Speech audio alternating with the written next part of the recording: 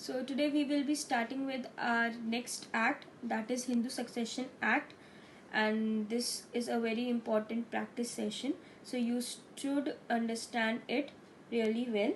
So the Hindu Succession Act 1956 is an act of the Parliament of India enacted to amend and codify the law relating to intestate or unvillaged succession among the Hindus, Buddhists, Jains and Sikhs. The act basically lays down a uniform and a comprehensive system of inheritance and succession into one act. So we will be dealing with this act in the form of MCQs. I will be giving you practice of questions, and then simultaneously I will explain you the concept. So let's move towards our first question. Our first question is, when does Hindu Succession Act came into force? A. 1965, B.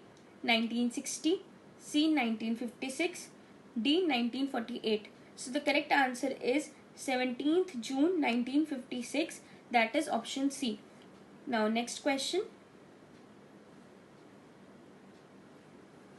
The Hindu Succession Act 1956 abolishes A. the doctrine of acquisition by right of acquisition of right by birth, B. the doctrine of the right survivorship, C. both A and B, D. none of the above.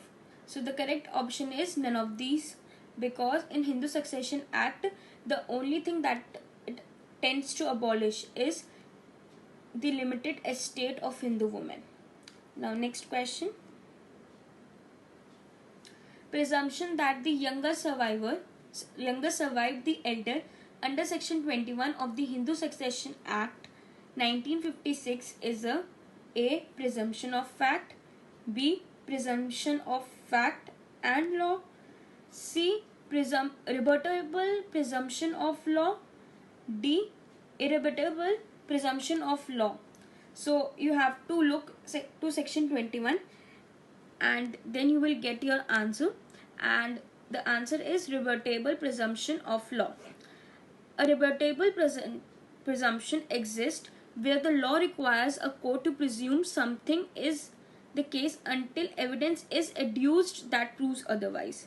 That means कि आपकी वो presumption मानी जाएगी जब तक आप कोई evidence नहीं लाते ताकि आप उस प्रिजम्पशन को रिबर्ट कर सके, मतलब उस जो प्रिजम्पशन ली गई है उसको गलत साबित कर सके. So this is a rebuttable presumption of law. Now next question. Section 14 of Hindu Succession Act 1956 applies to A. movable property, B. immovable property, C. both movable and immovable property, D. none of the above. The correct answer is the Hindu Succession Act applies to both movable and immovable property. Next question is, can a person be disqualified from succeeding any property on the ground of disease, defect or deformity? A option is yes or B. You just have to tell this statement is correct or not. So if you refer to section 20 of if you refer to section 28 of Hindu Succession Act, then you will see that this presumption is nowhere. This law is nowhere laid down, and person who is affected by a disease or who is deformity, who is or there is some deformity or defect in the person, then he is not at all disqualified from succeeding any property. Next question. Hindu Succession Amendment Act 2005 came into force on A. 9th June 2005, B. 9th August 2005, C. 9th July 2005, D. 9th September 2005. The correct answer is 9th September 2005. And there are various major amendments which we will be discussing in our further questions related to to this Amendment Act of 2005. Now next question.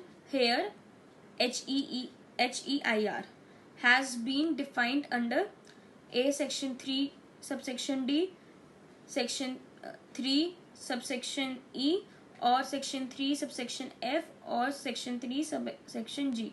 So you have to tell under which clause the definition of heir is defined? So the correct answer is section 3 clause F. Now if you look at the definition of the term heir, then it means any person, irrespective of gender, like male or female, who is entitled to succeed the property under this act will be known as heir. The next question, under the Hindu Succession Act, the property of a male Hindu dying intestate, here intestate means without a will, shall devolve according to the provisions of A. Section 8, B. Section 9, C. Section 6, D. Section 14. The correct answer is Section 8. The Section 8 provides the rules for succession of a property. So it mentions all the rules that are required to be mentioned. Now next question, a person cannot be disqualified from succeeding any property on ground of A. disease, B. defect, C. deformity, D. all of the above.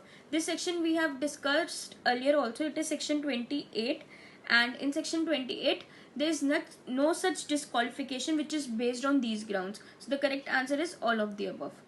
Now coming to next question, intestate has been defined under section 3 clause D, section 3 clause E, section 3 clause F, or section 3 clause G. So the correct answer is section 3 clause G. 3 clause G defines intestate as a person is deemed to die intestate in respect of property of which he or she has not made any testamentary disposition. Here it means disposable by will.